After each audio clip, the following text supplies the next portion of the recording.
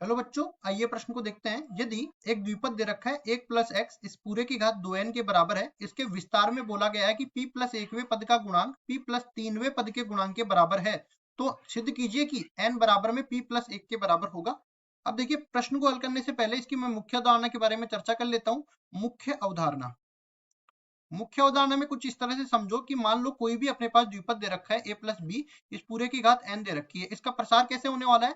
प्रसार हो जाएगा इसका n सी जीरो, एक की घात n, b की घात जीरो, फिर आगे बढ़ेंगे n सी एक आएगा, एक की घात n माइनस एक, b की घात एक आ जाएगा। मतलब एक की घात घटती जाएगी, b की घात बढ़ती जाएगी, और सबसे अंतिम पद जो होगा n सी n, इसमें एक की घात जीरो हो जाएगी, b की घात n हो जाएगी।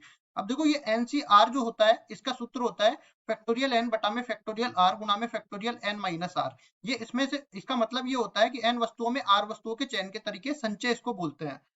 अब आगे देखेंगे हम लोग इसका। अगर मैं सामान्य पद निकालना चाहूं तो ये बराबर हो जाता है एन सी आर गुना में एक की घात n माइनस आर गुना में b की घात r के बराबर।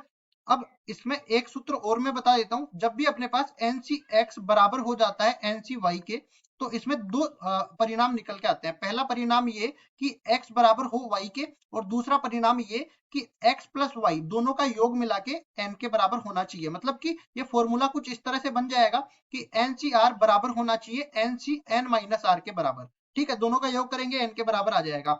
अब चलते हैं सवाल में आगे की तरफ। सवाल में अपने को द्विपद तो दे रखा है 1 प्लस एक्स इस पूरे की घात 2n के बराबर, ये द्विपद दे रखा है, और उसमें बोला गया है p प्लस एकवें पद और p प्लस तीनवें पद का गुणांक क्या होगा। तो यहाँ पे हम देखेंगे a का मान अपने को 1 के बराबर दे रखा है, और b बराबर किसके है? b बराबर है x के। तो यहाँ पे अगर मैं p प्लस वनवा पद लिखूंगा, सबसे पहले बोलूंगा p प्लस एकवा पद, p प्लस एकवा पद, ये बराबर हो जाएगा, इसको लिखेंगे टी p प्लस एक।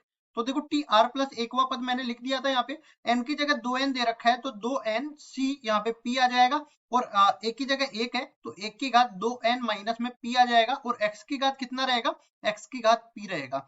और इसी तरह दूसरा पद कौन सा पद है? p प्लस तीनवा पद है, तो यहाँ पे ये भी लिख देंगे p प्लस तीनवा पद, p प्लस तीनवा पद, ये बराबर किसके बन जाएगा? इसको मैं लिख सकता हूं इस तरीके से, देखो p प्लस दो और प्लस एकवा पद, इस तरह से लिख से। तो ये अपने पास बन जाएगा 2n c p प्लस दो, और ये बनेगा एक की घात कितनी बनेगी? 2n माइनस में p माइनस दो बन जाएगा, और x की घात बन जाएगी p प्लस दो के बराबर। अब देखो, हमें केवल इनके गुणांक आपस में बराबर करने हैं। कुल मिला के अपने पास इसका पूरा का गुणांक, ये अपने पास गुणांक आ जाएगा। तो 2n c p ये किसके बराबर आ जाएगा? ये बराबर आ जाएगा 2n c p प्लस दो के बराबर, ये बन जाएगा। और मैंने क्या कहा? जब भी अपने पास n c x n c y के बराबर है, इसका मतलब या तो अपने पास p बराबर में p प्लस दो होगा, तो यहाँ से देखो कोई परिणाम नहीं निकल के आता, क्योंकि अपने पास ये कट जाएगा।